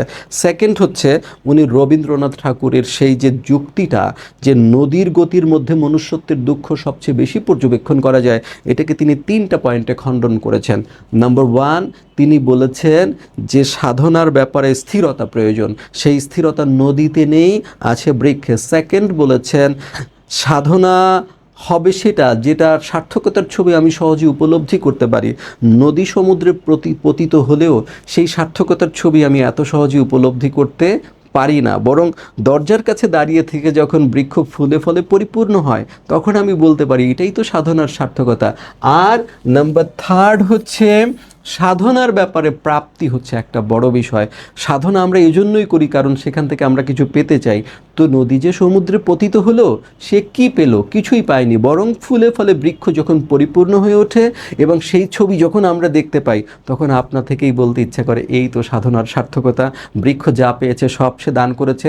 মানবকুলের মধ্যে সৃজনশীল মানুষই হচ্ছে শ্রেষ্ঠ, যারাদের মাধ্যমে কিছু সৃষ্টি হয়েছে সেই মানুষের প্রাপ্তিও দান, বৃক্ষর প্রাপ্তিও দানে কোনো পার্থক্য দেখা যায় না। অতএব এই কথাই তিনি সরাসরি না বললেও এই কথাই প্রমাণিত হচ্ছে যে নদীর তুলনায় বৃক্ষ উত্তম জীবন আদর্শের প্রতীক। কথা ক্লিয়ার? এরপরে দেখি আমরা, এখন আবার বলছে রবীন্দ্রনাথ তো ওনার যুক্তি তো খণ্ডন করলাম, এখন রবীন্দ্রনাথ তো এমন এক মহান সত্তা যাকে তো কেউ এরকম পরাভূত করা আসলে 2-4 কথায় সম্ভব না। সেই জন্য রবীন্দ্রনাথ একটু প্রশংসাও করছে। দেখো যে বৃক্ষের পানে তাকিয়ে রবীন্দ্রনাথ নিশ্চয়ই অন্তরের সৃষ্টি ধর্ম উপলব্ধি করেছেন, যে রবীন্দ্রনাথের কথা আমি খণ্ডন করলাম আমি মনে করি, কিন্তু তাও আমি রবীন্দ্রনাথ সম্পর্কে বলবো জীবনের দিকে তাকিয়ে রবীন্দ্রনাথ নিশ্চয়ই অন্তরের সৃষ্টি ধর্ম উপলব্ধি করেছেন। কিভাবে বুঝলাম? বহু কবিতায় তার পরিচয় পাওয়া যায়, অর্থাৎ বৃক্ষের প্রশংসা করে তিনি প্রচুর কবিতা লিখেছেন। কিন্তু গদ্যে তিনি তা স্পষ্ট করে বলেননি। যদি গদ্যে বলতেন, গদ্য সাহিত্যে সবসময় নদীকেই তিনি টেনে তুলেছেন। আর আমি যারা সাধারণ পাবলিক, আমজনতা, আমি তো কবিতা বুঝি না, গদ্যে লিখলে আমি বুঝি। তো রবীন্দ্রনাথ ঠাকুর বৃক্ষের অনেক প্রশংসা করেছেন কবিতায়, কিন্তু আমি সাধারণ মানুষ হয়ে বুঝলাম না কিছুই। যদি গদ্যে তিনি প্রশংসা করতেন তাহলে আমার মতো সাধারণ মানুষ বুঝতে পারত। সেই জন্য বলছে গদ্যে তিনি তা স্পষ্ট করে বলেননি। বললে ভালো হতো, তাহলে নিজের ঘরের কাছেই যে সার্থকতার প্রতীক রয়েছে সে সম্পর্কে আমরা সচেতন হতে পারতাম, যে রবীন্দ্রনাথকে অনেক ফলো করে। এই যুগের সাহিত্যিকরা রবীন্দ্রনাথের ছায়ায় বসে লেখে, তার বিশাল এরিয়ার বাইরে কেউ যেতে পারে না। রবীন্দ্রনাথ ঠাকুর যা বলেন সেটা সবাই অনুসরণ করে এবং তার চিন্তাকে অন্য কোনো দর্শনতাত্ত্বিক চিন্তা অতিক্রম করতে পারে না। তো সেই ক্ষেত্রে তিনি তো কবিতায় বৃক্ষের প্রশংসা করেছেন। যদি তিনি গদ্যে প্রশংসা করতেন তাহলে আমার মতো সাধারণ মানুষ বুঝতে পারত এবং ঘরের কাছেই নদী দেখতে আমার দূরে যাওয়ার দরকার নেই, ঘরের কাছেই যে সার্থকতার প্রতীক আছে, আমার জীবন যে বৃক্ষের মতো করে গড়ে তুলে জীবনকে সার্থক ও সুন্দর করতে পারি সেটা আমি রিয়েলাইজ করতে পারতাম। এবার আবার বৃক্ষের কথায় চলে এসেছে। এবার আর একটা যুক্তি, কঠিন যুক্তি উপস্থাপন করতে চান, এটা একটু ভালো করে বোঝা দরকার। নীরব ভাষায় বৃক্ষ আমাদের সার্থকতার গান গেয়ে শোনায়। বলছে বৃক্ষের তো কথা নাই, তাহলে ধরো একজন প্রেম করে, সে প্রেমের গান গেয়ে শোনাতে পারে আমাদের। কৃষ্ণ প্রেম করেন, তিনি বাঁশি বাজান, বাঁশি বাজিয়ে তার প্রেম যে বক্তব্য সেটা তিনি প্রচার করেছেন, তার শান্তির বাণী প্রচার করেছেন। যে সমস্ত ধর্মপ্রচারকগণ রয়েছেন তারা ভাষার মাধ্যমে তাদের যে আদর্শ সেই আদর্শ প্রচার করেছেন। মহান সৃষ্টিকর্তা তাদের প্রতি যে নির্দেশনা সেই নির্দেশনা তারা ভাষার মাধ্যমে দিয়েছেন। তো বৃক্ষের তো সেই ভাষা নাই, তো ভাষা নাই, সেই জন্য বলছে সে কেমনে শোনায়? নীরব ভাষায় আমাদের সার্থকতার গান গেয়ে শোনায়। এখন ওটাতে তো সাউন্ড নাই, তাহলে এই কান তো সাউন্ড শুধু বোঝে, ফ্রিকোয়েন্সি বোঝে, তাই না? তাহলে আমরা কেমনে শুনবো? বলছে এই কানই কান না, অনুভূতির একটা কান আছে, সেই অনুভূতির কান দিয়ে সেই গান শুনতে হবে। যেহেতু বৃক্ষের সার্থকতার গানের শব্দ নেই, সেই কারণে আপনি সেই গান কিভাবে শুনবেন? অনুভূতির কান দিয়ে শুনবেন। তাহলে বুঝতে পারা যাবে জীবনের মানে বৃদ্ধি, ধর্মের মানেও তাই। অর্থাৎ আমাদের এই যে জীবন, আল্লাহ তাআলা তো আমাদের এই জীবনটা দিয়েছেন, তাই না? কেন আমাদেরকে বানালেন? তিনি কিন্তু ঘোষণা করেছেন যে আমি তোমাদের ইবাদতের জন্য বানিয়েছি। তাহলে যদি আমরা ইবাদত করি তাহলে কি হবে? ইবাদত করলে কি হবে? ইবাদত যে আমি করেছি তার প্রমাণ কিভাবে পাওয়া যাবে? বলছে যে আমাদের ভিতরে একটা আত্মা আছে, তিনি একটা আত্মা দিয়ে দিয়েছেন, সেই আত্মার পরিশুদ্ধি, অর্থাৎ এই বডি তো নষ্ট হয়ে যাবে, ওই যে আত্মা দিয়ে দিয়েছেন ওই আত্মার পরিশুদ্ধির মাপকই হচ্ছে আমাদের কর্মকাণ্ড। তাহলে এই আত্মাটাকে কি করতে হবে? পরিশুদ্ধ করতে হবে। এই আত্মার যে পরিশুদ্ধি, এটাই আমাদের সৃষ্টিকর্তা এনজয় করবেন। এই জন্যই আমাদেরকে বানানো হয়েছে, এই জন্যই বলা হয়েছে প্রার্থনা করো, ইবাদত করো। তার ফলে কি হবে? আত্মার পরিশুদ্ধি হবে। তাহলে ইবাদত কি? জীবের প্রতি ভালোবাসা ইবাদত, তাই তো? সৃষ্টিকর্তার প্রতি আনুগত্য ইবাদত, প্রেম ও সৌন্দর্য, যেটা ওই প্রেম বলতে আবার তুমি ওই বিশেষ কোনো প্রেম বুঝিও না, আমি বলছি জীবে প্রেম, সেটা ইবাদত। অন্যের কষ্ট, তুমি খাবার খেলা আর তোমার প্রতিবেশী যদি অনাহারে ঘুমিয়ে যায়, তারপর তুমি সারা রাত ইবাদত করো, সেই ইবাদত কি কবুল হওয়ার যোগ্য হবে? সেই জন্য বলছে যে আমাদের সৃষ্টিকর্তা কেন বানিয়েছেন? আমাদের আত্মার পরিশুদ্ধির জন্য। অর্থাৎ ধরে নিলাম, ধরো তোমার একটি গাছ আছে, এই গাছটা কেন আমি লাগালাম? যে গাছটায় অক্সিজেন দিতে পারে, এই গাছ ছায়া দিতে পারে, এই গাছ থেকে কাঠ পাওয়া যেতে পারে, এবং এটা যদি ফলের গাছ হয় তাহলে সেখান থেকে ফল পাওয়া যেতে পারে। তাহলে আমি যে একটা বৃক্ষ রোপণ করি তার পিছনে তো আমার আশা রয়েছে। কিন্তু দেখা গেল এমন এক গাছ হয়েছে, সেটা না হয়েছে মোটা তাজা, না হয়েছে তাতে ভালো পাতা, আর না হয়েছে তাতে ধরো গুড়ি গুড়ি গুড়ি গুড়ি ছোট্ট গুটি গুটি ফল হচ্ছে, আবার সেটা ঝরে নষ্ট হয়ে যাচ্ছে, সেটা ঝরে পড়ে যাচ্ছে। তাহলে এই বৃক্ষটার আমার কি প্রয়োজন আছে? তাহলে এই বৃক্ষটা আমি কেটে ফেলে দিব না? তাহলে আমাকে যে সৃষ্টিকর্তা তৈরি করলেন, আমার থেকে তিনি কি চান? আমার থেকে তিনি চান পরিপক্ক আত্মা। এই পরিপক্ক আত্মা সৃষ্টির আদর্শ আমি কার কাছ থেকে পেতে পারি? বৃক্ষের কাছ থেকে পেতে পারি। অর্থাৎ পরাগায়ন প্রক্রিয়ার মাধ্যমে সেখানে যে ছোট্ট গুটি হয়েছে, বৃক্ষের প্রথম জন্ম হলো, তারপর বৃক্ষ নিজেকে পরিপূর্ণ করে তুললো, তারপর তার সেখানে ফুল আসলো, পরাগায়নে সেখানে ছোট্ট গুটি হলো, তারপর সে প্রতিকূলতার সাথে ফাইট করে সেটাকে পরিপক্ক করে তুললো এবং আমার কাছে দিয়ে দিল। ঠিক আছে? কারণ আমি গাছটা লাগিয়েছি। তাহলে সৃষ্টিকর্তার যে আমি নিজেকে ফিট করে তুলছি, আমি ইবাদতের মাধ্যমে নিজেকে পরিশুদ্ধ করে তুলছি, আর আমার এই যে আত্মা, সেই আত্মার পরিশুদ্ধির মাধ্যমে আমি আবার বিলীন হয়ে গিয়ে আমার মালিকের কাছে, আমার প্রভুর কাছে এই আত্মাটা আমি দিব। তাহলে আদর্শটা কোথার থেকে আমি নিতে পারি? বৃক্ষ থেকে নিতে পারি। বৃক্ষ পরিপক্ক সেই ফলটা কিভাবে দেয়? এটাই হচ্ছে আমার আত্মা পরিশুদ্ধির একটা আদর্শ হতে পারে। জাস্ট এটাই এখানে বলা হয়েছে। দেখো, প্রকৃতির যে ধর্ম মানুষের, সেই ধর্ম পার্থক্য কেবল তরুলতা জীবজন্তুর বৃদ্ধির উপরে তাদের নিজের কোনো হাত নেই, মানুষের বৃদ্ধির উপর তার নিজের হাত রয়েছে। মানে কি? এখন তুমি যদি এটা শাব্দিক অর্থে বুঝতে চাও যে তরুলতা জীবজন্তু যে বেড়ে যায় আর সেটার উপর তার নিজের নিয়ন্ত্রণ নাই, অর্থাৎ মাটিতে যদি তার জৈব উপাদান বেশি থাকে সেখান থেকে সে ভালো পায় তাহলে সেটা ভালো হবে, মাটিতে যদি তার প্রাণ উপাদান কম থাকে তাহলে সে ভালো হবে না। তাহলে মানুষ কি ইচ্ছা করলেই তার এই ডান হাত 10 হাত লম্বা করতে পারবে? তাহলে এখানে যে বলল যে মানুষের বৃদ্ধির উপর তার নিজের হাত রয়েছে, এই বৃদ্ধি তাহলে কোন বৃদ্ধির কথা বলা হচ্ছে? এই বৃদ্ধির কথা বলা হচ্ছে যে এখানেই মানুষের মর্যাদা, মানুষের বৃদ্ধি কেবল দৈহিক নয়, আত্মিক। This is the point. বলছে মানুষ শুধু গায়ে পায়ে বৃদ্ধি পায় না, আমি ওটার কথা বলি না, আমি বলেছি যে এই যে আত্মার পরিপক্কতার জন্য সৃষ্টিকর্তা আমাকে পাঠালো, সেই আত্মার যে বৃদ্ধি, এই বৃদ্ধিটাই হচ্ছে মূল, এটার জন্যই আমাদের কাজ করা উচিত। তাহলে কিভাবে করব? মানুষকে আত্মা সৃষ্টি করে নিতে হয়, তা তৈরি পাওয়া যায় না, অর্থাৎ এইটা পরিপক্ক আত্মা পাওয়া যাবে না, এই আত্মাটাকে তো সৃষ্টি করে নিতে হবে, বিকশিত করে নিতে হবে। সেই জন্যই বলছিল সমাজের কাজ কেবল টিকে থাকার সুবিধা দেওয়া নয়, তাকে বিকশিত করা। এই বিকশিত করা আত্মার বিকশিত হওয়ারই নামান্তর। সেই জন্য বলছে তা তৈরি পাওয়া যায় না। কেমনে আমরা তাহলে আত্মা পরিশুদ্ধ করব, আত্মা বিকশিত করব? সুখ দুঃখে বেদনা উপলব্ধির ফলে অন্তরের যে পরিপক্কতা, তাই তো আত্মা। বলছে এই অন্তরটাকে পরিপক্ক করে তুলতে হবে। কিভাবে করব? সুখ দুঃখ বেদনা উপলব্ধির ফলে, অন্যের সুখ দুঃখ বেদনা এটাকে উপলব্ধি করব, মানব জীবনের মধ্যে এগুলোর প্রভাব সম্পর্কে আমরা সচেতন হব। তাহলে কি হবে? এটা হৃদয়ে ফিল করার মাধ্যমে আমাদের কি হবে? অন্তরে পরিপক্কতা আসবে। আর এই পরিপক্কতাই আত্মা। সেই আত্মাটাই সৃষ্টিকর্তা চান কেমনে? এই আত্মারূপ ফল, স্রষ্টার উপভোগ, এটাই তিনি এনজয় করবেন। আমাদের আত্মা, অর্থাৎ আমরা কেমন আত্মা তার কাছে নিয়ে গেলাম। ঠিক আছে, এই জন্য মহাকবির মুখে শুনতে পাওয়া যায় রাইপনেস ইজ অল, অর্থাৎ পাশ্চাত্যের মহাকবি সে বলেছেন যে পরিপক্কতাই হচ্ছে সব। সম্ভবত এই ডায়ালগটা আমার যতদূর মনে পড়ে উইলিয়াম শেক্সপিয়রের কিং লিয়র এটার মধ্যে আছে, রাইপনেস ইজ অল, পরিপক্কতাই সব। হ্যাঁ, পরিপক্ক আত্মাই হচ্ছে সব। তাহলে পরিপক্কতাই যদি সব হয়, তাহলে সেই পরিপক্কতা কিভাবে হবে?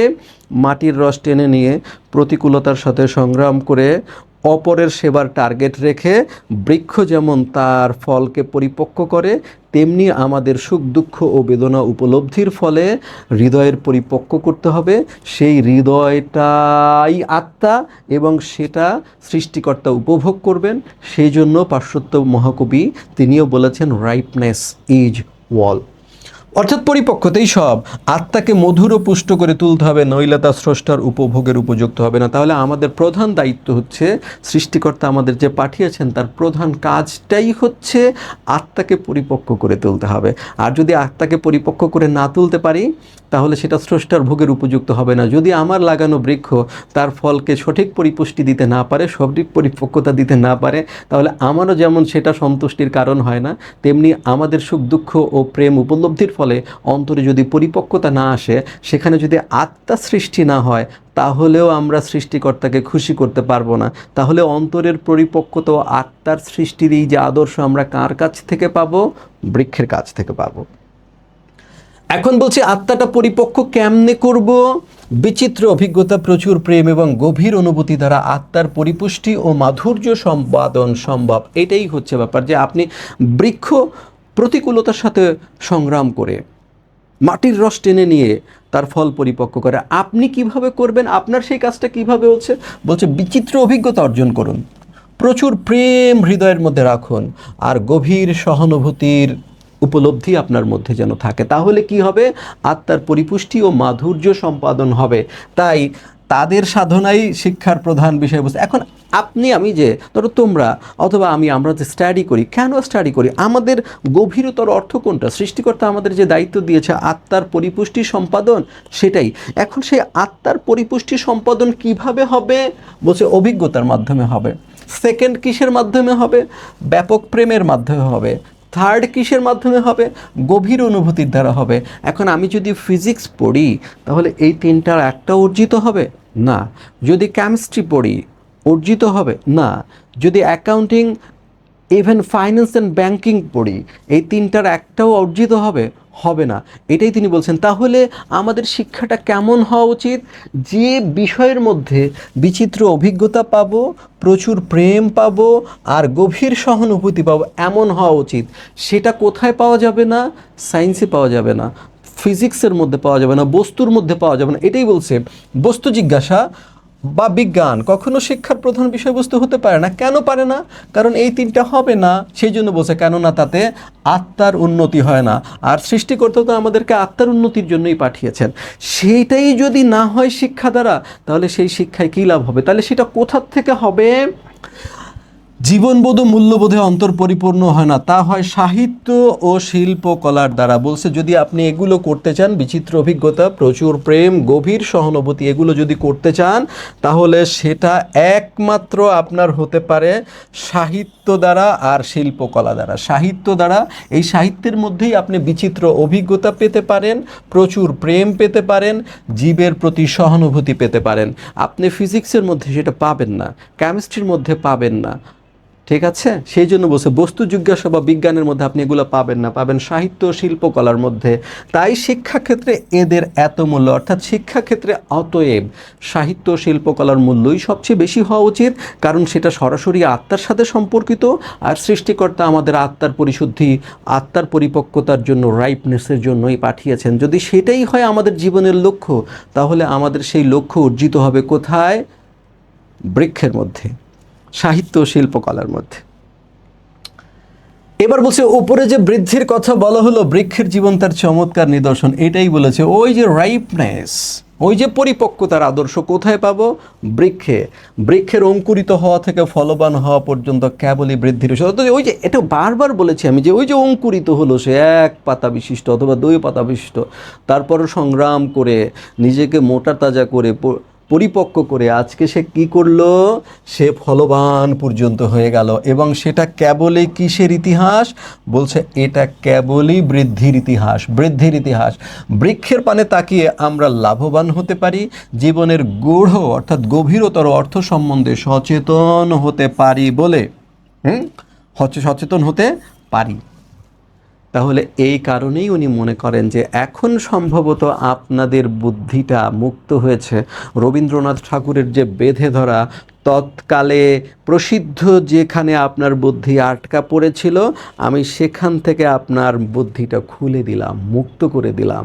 অর্থাৎ নদীও হতে পারে মনুষ্যত্বের প্রতীক, তার থেকে বরং বেশি আদর্শ আপনি কোথায় পেতে পারেন?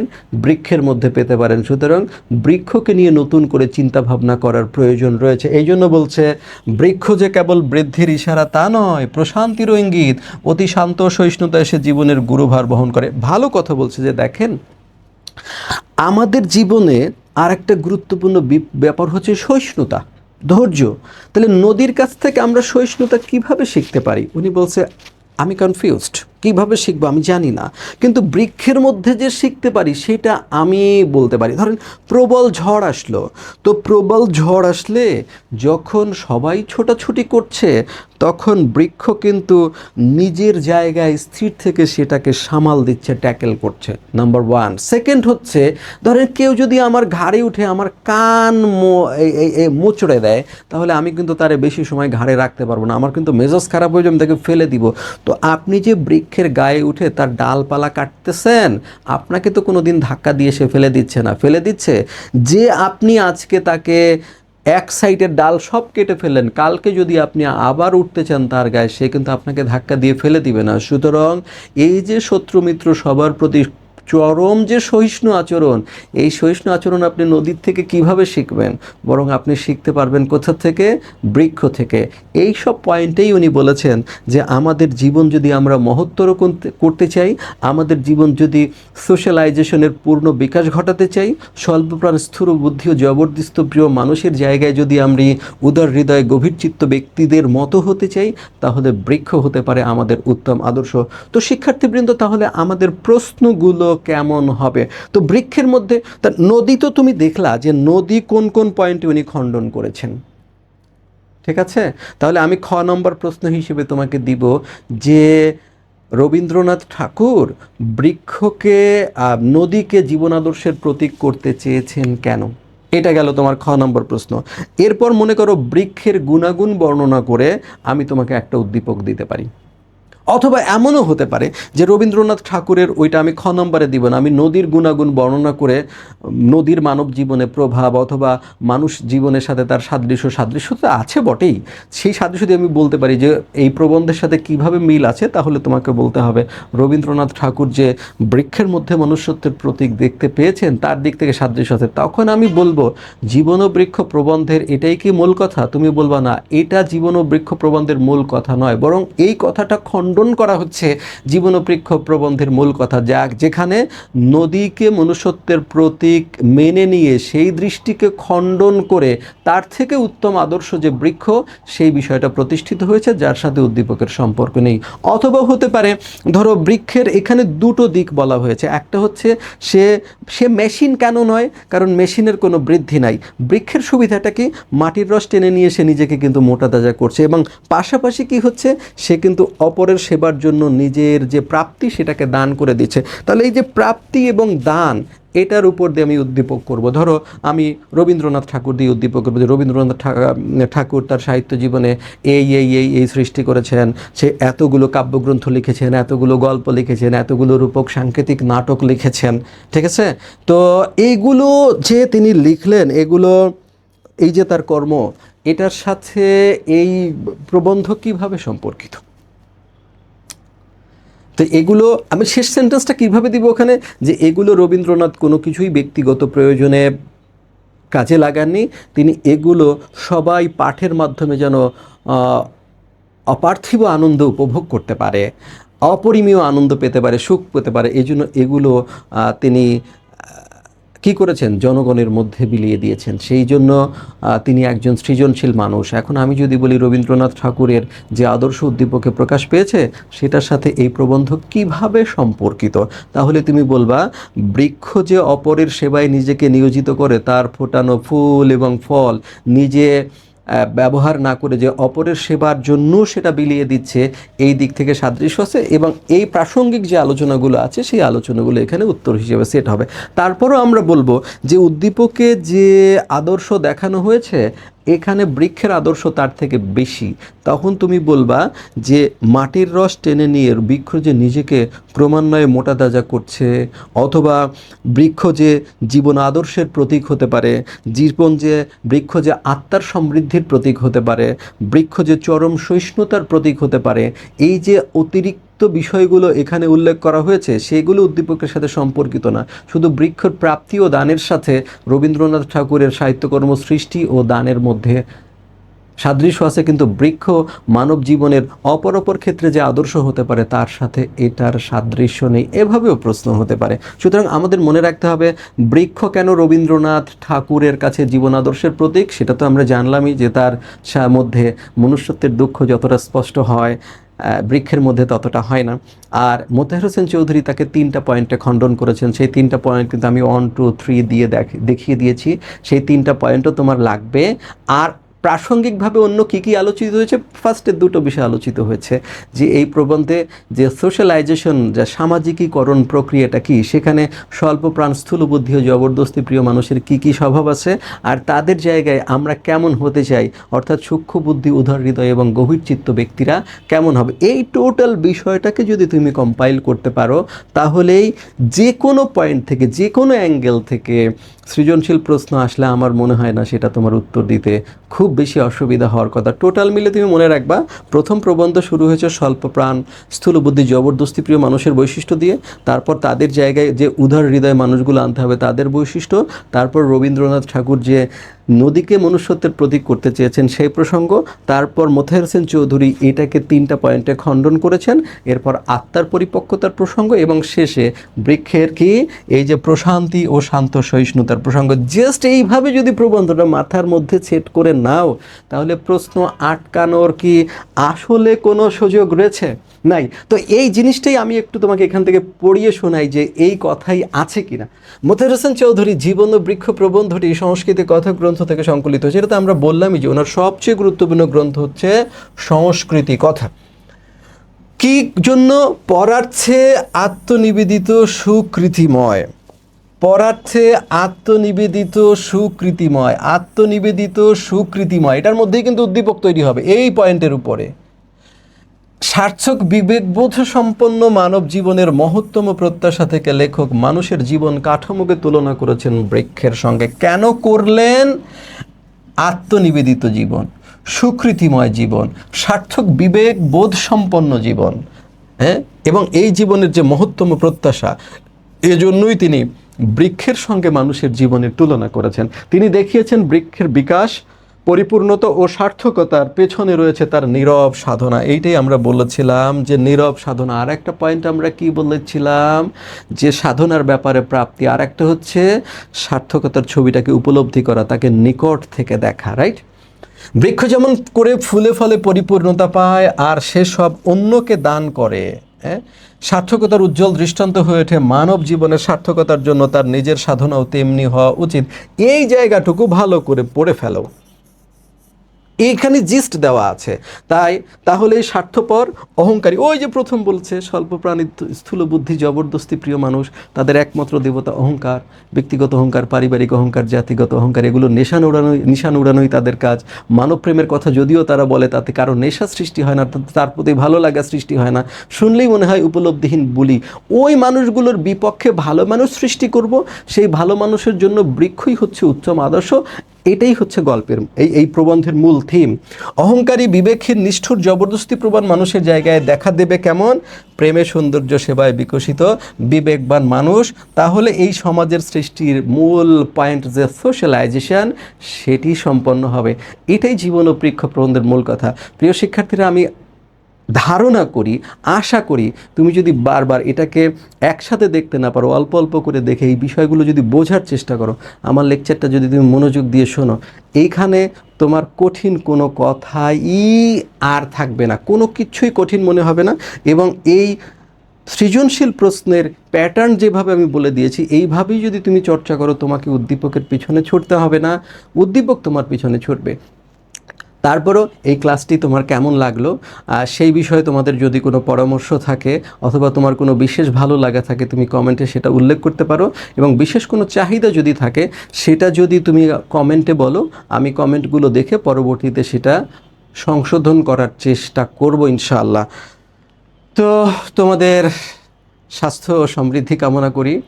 তোমরা ভালোভাবে ক্লাস দেখো এবং তোমাদের যে প্রত্যাশা, আমি আশা করি তোমরা এই বৃক্ষের মতোই মহত্তর একটা জীবন যাতে এই জাতিকে উপহার দিতে পারো, তার জন্য তোমাদের উত্তর সমৃদ্ধি ও উন্নতি কামনা করি। সবাই ভালো থাকো। আল্লাহ হাফেজ।